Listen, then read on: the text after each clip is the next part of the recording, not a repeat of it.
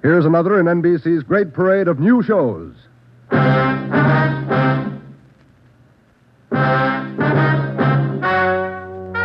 Ladies and gentlemen, the story you are about to hear is true.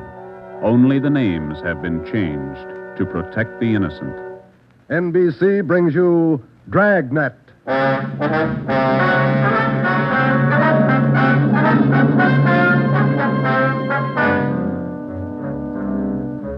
You're a detective sergeant. You're assigned to narcotics detail. For more than 2 months, doctors' offices have been burglarized, hospital pharmacies pillaged, drugstores robbed, medical supply firms ransacked, with one purpose in mind: the theft of narcotics. The criminals are expert, cunning, vicious. Your job, get them. Dragnet, the documented drama of an actual crime, investigated and solved by the men who unrelentingly stand watch on the security of your home, your family, and your life. For the next 30 minutes, transcribed in cooperation with the Los Angeles Police Department, you will travel step by step on the side of the law through an actual case from official police files.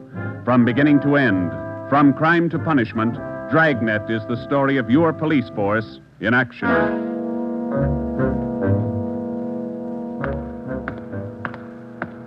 It was Thursday, March 23rd. It was windy in Los Angeles.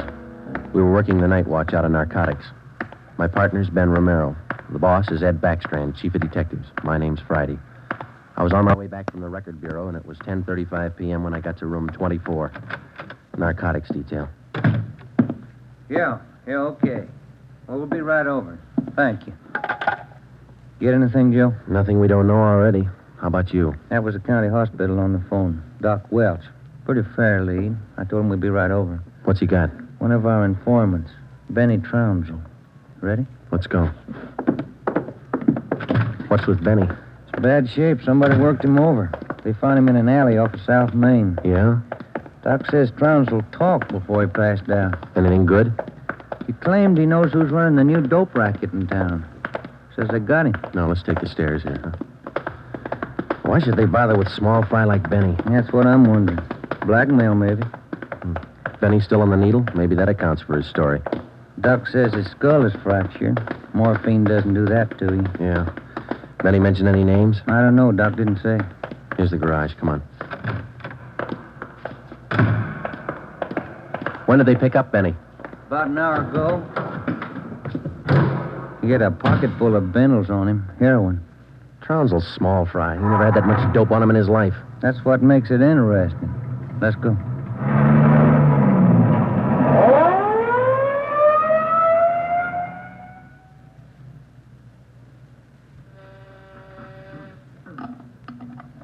County Hospital? Yes, sir. The line is busy. Will you wait? Thank you.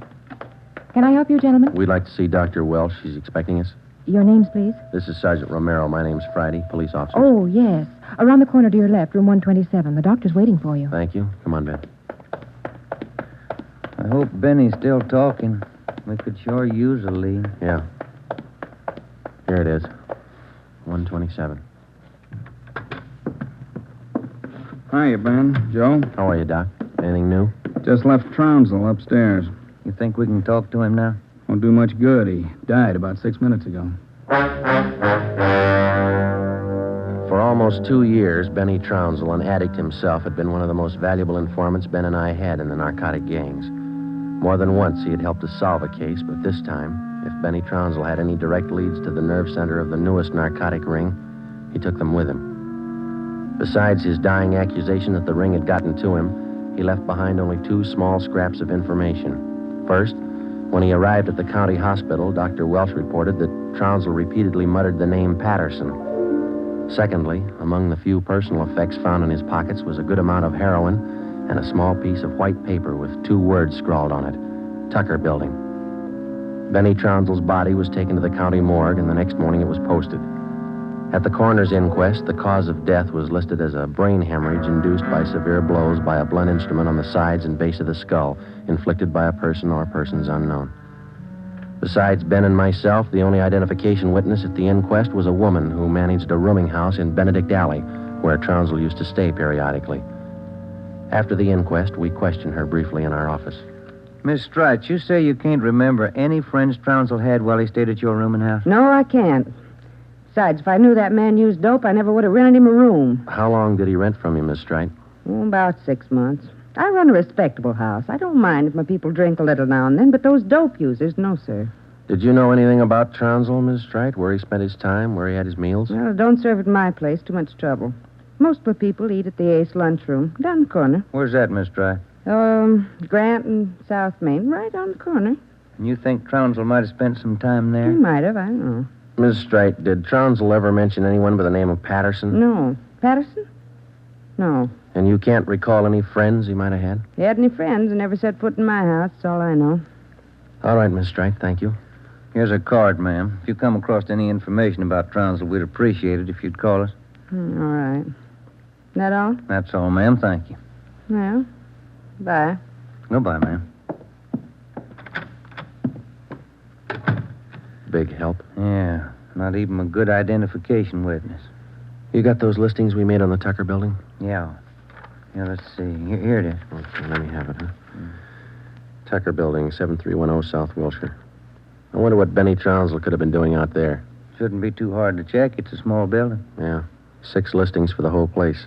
A couple of law offices, real estate guy, dentists, architect, and a doctor. One dentist, one doctor could be a lead. Maybe. Pretty thin. Friday, Romero. You got a minute? Yes, Skipper. Come on, Joe. Yeah. What do you got, Ed? Letters. Here's a sample. Now listen to this. Chief of Detectives, Ed Backstrand, City Hall, Los Angeles.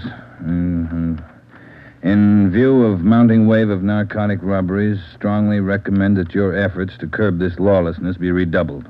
They all like that? All of them. They're mad. Can you blame them? Not a bit. We haven't got much to go on, Chief. The gang's pretty smart. All right, then let's be smarter. There's no law against it. Doing our best, Skipper. Then make it better. I'm sick of that bunch, and I'm tired of these letters. And look at that record. In 2 months, 15 drugstore robs, 8 medical offices, 2 supply houses, 2 hospital pharmacies. Narcotics missing every time. Now, who's behind it? None of the old-timers. We've checked them out. Gone over every hype and mainliner we know of. All right, then get on the transients. New faces. Climb on every one of them that shoots the stuff until you get to that gang and break it. If you need help, holler. But get to that gang and break it. You understand? Okay, Skipper, we'll try. You dig up anything on that Trounsel case yet? Still checking out one lead. What? Slip of paper we found in Trounsel's pocket, Ed. Said Tucker building on it, that's all. Just going to check it out when you called. All right, hop on it. Fast. We got a lot of pressure on us. Keep in touch with the office. It was almost noon when Ben and I got out to the Tucker building. It was a 2-story affair, comparatively small, very modern. We checked with the dentist in the building first, but he'd never heard of anyone by the name of Benny Trounsel. His records and appointment books proved it out. Well, that's one down, Joe. Yeah? Let's try that doctor's office now. What's his name? Let me see.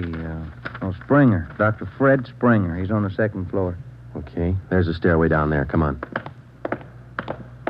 Pretty close to lunchtime. Might not be in. Maybe. Somebody should be there. We haven't got much time to play with. Yeah. Chief sure was up in there this morning. Here's the office. Fred Springer, M.D. Good morning. May I help you, gentlemen? We'd like to see Dr. Springer, please. Do you have an appointment? No, we don't. Well, the doctor's not in at present. Would you like to make an appointment for later in the day? No, ma'am. We're police officers. This is Sergeant Friday. I'm Sergeant Romero. How do you do? I'm Miss Turner. I'm the doctor's nurse. Then you must take care of the appointment and record books for the doctor. Yes, I do. Well, maybe you can give us the information we're looking for, Miss Turner. Did the doctor ever have a patient by the name of Trounsel? Benny Trounsel? Trounsel? Mm-hmm. No, I don't think so. Just a moment. I'll check. Thank you. No. Trounsel, is that the way you spell it? Yes, ma'am. No. The name's not listed here. Let me check the account book. No. Wait. It's funny. What's that, Miss Turner? Here in the back of the book in the doctor's handwriting. Look, Trounsel, the Black Parrot. certainly funny. I can't remember seeing that notation before. It must be fairly recent. Miss Turner, what kind of a clientele would you say Dr. Springer has? Oh, it's quite exclusive. Beverly Hills, Bel Air. That's where most of the bills are mailed. Can you recall seeing Trounsel in the office here, Miss Turner? Small man, thin, walked with a kind of a limp, not very well dressed? No, I don't think so. Doesn't sound like any of our patients. Would you show us the doctor's prescription lists for the last 2 months? We'd like to check them. Well, I'm afraid I can't. Dr. Springer keeps them in the safe. He's the only one who has the combination. How long you been with Dr. Springer? About 10 months. Ever since he started his practice out here. Where was he before that? Philadelphia. I don't understand all these questions. Is anything the matter? Just a routine check, Miss Turner. When do you expect the doctor back? About 4 this afternoon. He's out making home calls. All right. Here's our card. Would you ask him to call us as soon as he comes in? I'll do that. Thank you, Miss Turner. Bye. Goodbye. Bye. Oh, say, Miss Turner, there's one more question. Yes? Does Dr. Springer have a patient by the name of Patterson? Oh, yes. One of the doctor's first patients, John Patterson. He lives out on East Beverly Drive. When we left Dr. Springer's office, we called R&I. There was no make on John Patterson. Ben and I drove over to see him just on a hunch. It didn't pay off right then, but it showed a little promise. When the maid came to the door of the Swank apartment, she told us Patterson was out for the day. We asked her about Patterson's occupation. She didn't know. We asked her about his friends, his business acquaintances. She could remember only 2 people visiting the apartment. One of them was Dr. Springer, apparently a constant visitor. The other, a tall, dark man who spoke bad English. We asked the maid how long she had worked for Patterson. She said ever since he moved to Los Angeles, about 6 months before. A few things started to fall into place, but it was strictly a guesswork operation. Ben and I got in the car and headed for the south end of the city to check out some of the places Benny Trounsel was supposed to have frequented. We met a stone wall. From the Ace lunchroom near Benny's former rooming house to the Black Parrot. No one was willing to talk. Threats didn't work, and neither did promises. Ben and I gave up for the moment and headed back to the office. Pacific Ambulance 1, call to Alhambra is now code 3. Seems like Skid Row doesn't want any part of this one. Yeah, there's a bad feeling. Something's got him scared. Sure would like to know what it is, or who it is. Yeah, I'd like to know Control the 1 answer to to Unit that, too. 80K. Control 1 to Unit 80K. Us, Joe. Get it, will you? I got it. 80K to Control 1. 80K to Control 1. Go ahead. 80K. Call station 2511, code 3. 80K to Control 1. Roger. KMA 367. Wonder what that's all about. Well, let's find out. There's a drugstore. They ought to have a phone. Pull over, huh? You got a nickel? Yeah, sure. Thanks. I'll be back in a minute.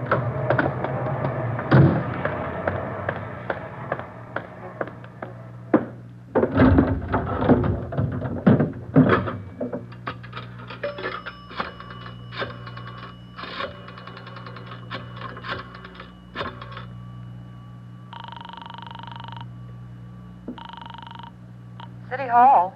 2511. Thank you. Chief of Detective's Office, Hannon. This is Friday, Mike. The chief there? Oh, yeah, just a minute. Backstrand talking. This is Friday, Ed. What do you got? You tied up? Nothing big. Then check in as soon as you can. Got something good. What? You remember the stick-up at St. Agnes Hospital about a month ago? Pharmacy there? What about it? 2 patrolmen picked up a user down near Union Station about an hour and a half ago. Yeah? Guy was way back on his heels. He had 2 vials of morphine on him.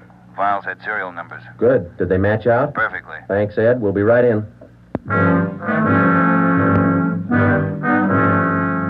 When Ben and I got back to the office at 3:52 p.m., we picked up Chief Ed Backstrand and went directly to the crime lab, where Lieutenant Lee Jones analyzed the contents of the 2 vials taken from the suspect. Jones told us it was high-grade morphine. We went back to the office and double-checked the serial numbers on the vials with the crime report on the St. Agnes Hospital robbery. They matched. And there's a good break. These vials were in the loot when the gang knocked over the hospital 28 days ago. Now stay on the trail and we'll crack that gang wide open. This the arrest report on the guy, Ed? Yeah. Picked him up in a bar off South Main. Who is the guy? A transient? Yeah, here it is, Ben. James Steiner, Phoenix, Arizona, age 37, transient laborer. Anybody talk this guy yet, Ed? Not yet. He shouldn't be too hard. You better get on it. Right, Skipper. Come on, Joe. Check you later, Ed. What time you got, Ben? Let me see here. 25 past 4. Got a phone call for you, Ben? Yeah, who was it? Your wife. Wants you to pick up some aspirin and a bottle of nose drops for your kid on your way home. Oh, yeah, almost forgot it. That the only call we had, Mike? That's right. Thanks. Okay. You got that Dr. Springer's number, Ben? Yeah,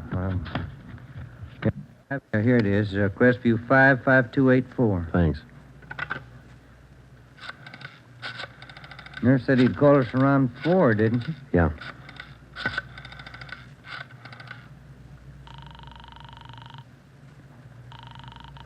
Dr. Springer's office? This is Sergeant Friday down at the police department. Dr. Springer there? Well, no, he isn't, Sergeant. He called in about 20 minutes ago, and I gave him your message. He said he'd call you. All right, Miss Turner. When he comes in, tell him to call us. Impress on him. It's urgent. All right, Sergeant, I'll do that. Goodbye. Goodbye. No luck? I don't know. Just a hunch. He may be ducking us. Who are you calling now? State Medical Board. Maybe they can check us out on Dr. Springer. I put the call through to the State Medical Board and asked for a check on Dr. Fred Springer. They said they'd call back within the hour. In the meantime, we had James Steiner brought to one of the interrogation rooms for questioning. It was all talk. Oh, look, it's like I told the sergeant when they booked me. I don't know anything about this hospital job. Sit down, Steiner. Oh, all right, thanks. How long you been in the city, Steiner? L.A.? Oh, about a month. I came from Phoenix, looking for work. Things are pretty slow in Phoenix. Where'd you get the morphine? Huh? I said, where'd you get the morphine? The stuff? Oh, I bought it. Just for a pop now and then. I just play around with it. Just for kicks. Who'd you buy the vials from? Who? I don't know. A guy in a bar gave me a price. Which bar was that? Which bar? The Black Parrot. I'm not hooked. I just play around with it just for kicks. What'd the guy look like, Steiner? What did he look like? I don't know. Tall, I guess. Would you remember him if you saw him again? Remember? Sure. I talked to him a couple of nights at the bar. Was he on the stuff? Was he a hype? Hype? Yeah, maybe. Tall fella, dark. You shooting the stuff? Shooting the stuff? No, I'm no mainliner. I never took in the veins in my life. I told you I'd do it just for kicks, just a pop now and then. Take off your shirt. Let's see your arms. Huh? My arms? Come on, take it off. Well, Who are you kidding, Steiner? Your arm looks like a pincushion. I told you, just once in a while, just for the kicks. I'm not hooked on it. They found 2 vials of stolen morphine on you, Steiner. You can go 2 ways, hard or easy. Hard or easy? I told you I ain't done nothing. I bought the stuff. I use a cap or a bindle once in a while for kicks, but I'm not hooked. I bought the stuff, I tell you. Who was he, Steiner? Who sold it to you? Who? I told you. I met him in a bar, the Black Parrot. Who was he? He was tall. Dark. He gave me a good price. Come on, let's have it, Steiner. His name. I'm feeling sick. You got something for me? I'm sick. All right. Mike. Yeah, Joe. Get some milk. A couple of quarts right away. Okay, Joe. You ready to tell us, Steiner? Who was he? I'm sick. I'm sick. We're getting some milk for you now. Come on, you better talk. Max. That's all he said. Name was Max. He gave me a good price. I only take a pop now and then just for kicks. You think you could point him out for us? Yeah, maybe. I'm sick. I'm sick. Narcotics from Merrill. Hello. This is Dr. Springer calling.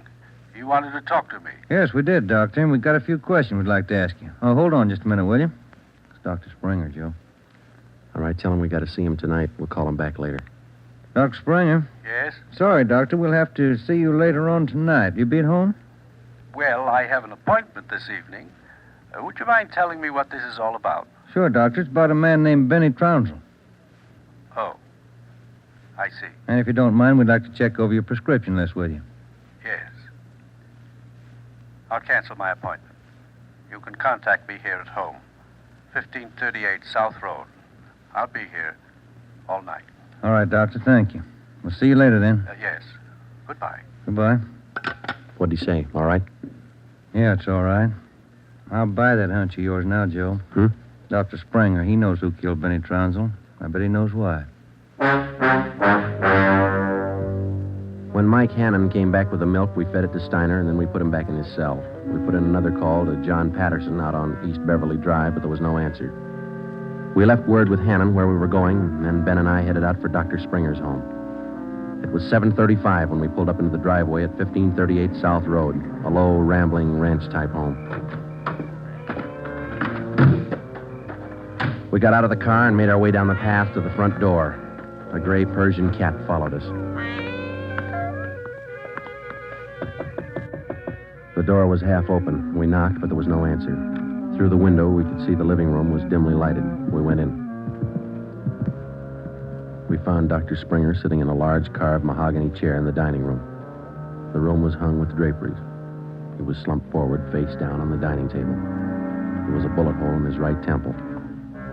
On the floor near his right hand was a .32 automatic pistol. In the center of the dining table was a piece of white paper. Looks like he beat us. Yeah. Any names on that confession? One says he killed Trounsel. No, wait a minute. It says, John Patterson. He forced me to this. What? I don't know. What's it look like to you? Here's another one. Norberg. That's all it says. And then he signed his name, Dr. Fred Springer. Ben, come over here. Look at these. Hypodermic needle. It works. Is this morphine? White powder. Could be. Then he was on it himself. Looks like it. We'll find out when they post him. I'll get it. Yeah. Sergeant Friday there, please. This is Joe, Mike. What do you got? Can you talk all right there? Yeah, go ahead. Just got a kickback on your call to the state medical board on this Dr. Fred Springer. Mm-hmm. He's not a registered physician in the state of California. Besides that, his license was revoked in Pennsylvania 2 years ago. Illegal operations. That explains it. Notify homicide. Get the crime lab in the corner out here, will you? Looks like Springer shot himself. Okay, Joe, right away. We'll wait for him, but hurry him up, Mike. We got a couple more places to check out tonight. Okay, Joe, see you later. Right. What's next? Patterson place? I don't know. Maybe we ought to try Steiner first. Sounds good to me. Feels like we're getting close. Yeah, Ben. Real close. 12 minutes later, homicide and the crime lab men checked in at the Springer house, and Ben and I checked out. We went back to the office and found Ed Backstrand waiting for us. We told him our story, and he sent 2 men out to keep an eye on the Patterson place. 2 other men went to work to try and track down the other name in Springer's confession note, Norberg. Ben and I went up to the county jail and picked up Steiner. The 3 of us started out to look for the man who sold Steiner the 2 vials of morphine stolen from the hospital pharmacy a month before. The man's name was Max. He was tall and dark. That was all we knew. The rest of it was up to Steiner. 2 other men from the detail, Davis and Emerson, came along with us to take care of Steiner if anything went wrong. Our first stop was the Black Parrot Tavern. Davis parked the car in an alley down the street. Steiner, Ben, and I got out and walked the rest of the way. You understand what you're supposed to do, Steiner? Me? Yeah. I go in first and sit at the bar. You 2 will follow me. I sit at the bar, and if I see Max, I give you the sign. That's okay, huh? That's right. And you don't try to break for it. Break for it? Me? I told you, I'm squaring with you guys. All right, Steiner. Go ahead. Let's hope it works, Joe. Yeah. There he goes inside. Come on. Now, look, try to grab one of the booths along the wall if you can, huh? Right. Here we are.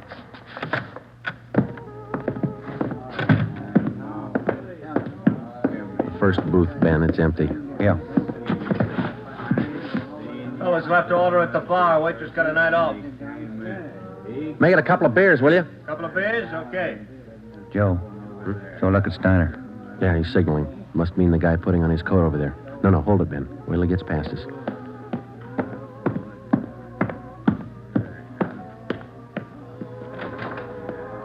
All right, get Steiner back to the car. I'll tail the guy. You come after me.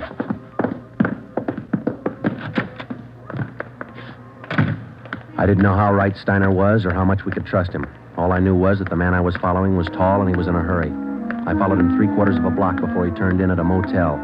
He went to a cottage at the rear of the lot, let himself in, and closed the door quickly behind him. A minute later, Ben and the others pulled up in the car. Got him staked out, Joe. Steiner says that was Max. Let's make sure. Come on. Which one's he in? The one down at the end here. Now be careful. You too. All right, here we are. Wait a minute right there.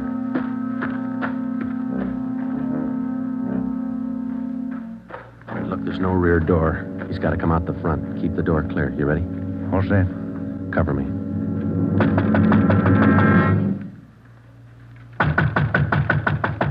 Open up in there. Who is it? Police officers, open up. Just a minute. All right, Ben, give it back to him. Don't shoot, we'll come out. All right, throw your guns out first, then come out with your hands behind your head and make it fast.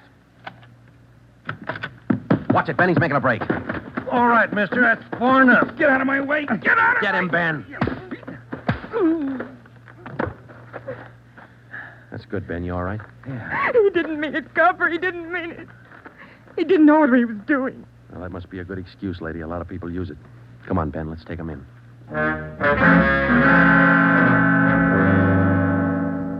It was 10 minutes past midnight when we got back to headquarters. Both the man and the woman were booked for violation of the State Narcotics Act, a felony. He gave his name as Max Jansen. In his luggage, we found 13 vials of morphine, large quantities of heroin, and a small amount of Panopin. He gave us the names and addresses of 6 active members of the narcotics gang. He identified Dr. Springer as second in command. Just a few more questions, Jansen. Yeah, all right. Why did Springer kill Trounsel? He had it coming. Trounsel knew the score, and he was blackmailing him, bleeding him white. Why didn't the gang take care of him? The boss said no rough stuff. Things were going too good. He warned Springer, but he wouldn't listen. All right, Jensen, just one more question. Who's the boss? Do I get off light? State's witness? It might help. We can't promise you anything. Who's the boss, Patterson? Yeah. 138 East Beverly Drive? That's right. What about Norberg? How does he figure? It's the same guy. Patterson, Norberg, both the same. And what's his real name? Norberg. Tony Norberg. What's his front? He's legit, or he used to be. Importing business. Where? Here. Got an office downtown. Do I get protection? Where's Norberg now? Home out in Laurel Canyon. Do I get protection? I thought you said he lived out on East Beverly. His apartment, his home's out in the canyon. Where? What's the address? Do I get protection? You'll get protection. Winding Way. 860 Winding Way. All right, Friday. Romero, take some men with you.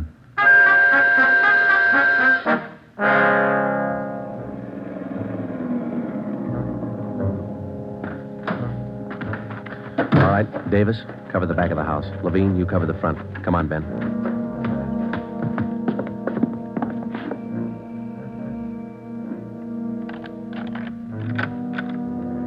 Yes? Mr. Norberg in?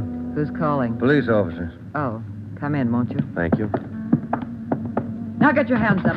Face the wall. You'll never make it, lady. The house is surrounded. Tony, get the stuff. It's our only chance. They'll cut you down, Norberg. All right, Jeannie, give him the gun. Don't be a fool. They're going to march out the door in front of us, right to the car. I'm not going, Jeannie. Try it if you want.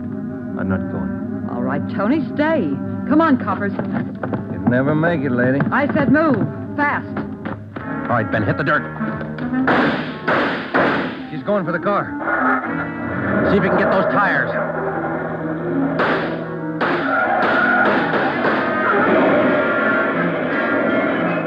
Come on.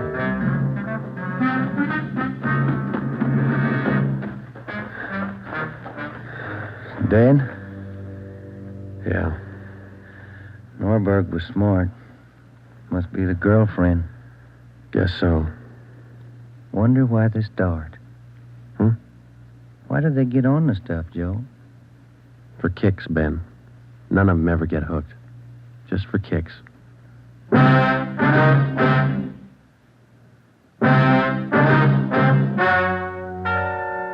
story you have just heard is true.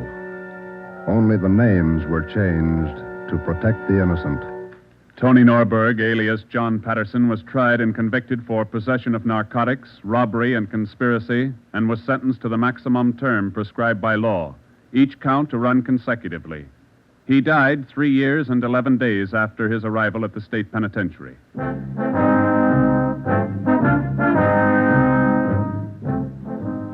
You have just heard the 9th in a new series of authentic cases transcribed from official files. Technical advice for Dragnet is furnished by the Los Angeles Police Department. Tonight's program is dedicated to Chief Erskine Fish of the North Sacramento Police Department, who on the night of August 11th, 1935, gave his life so that yours might be more secure.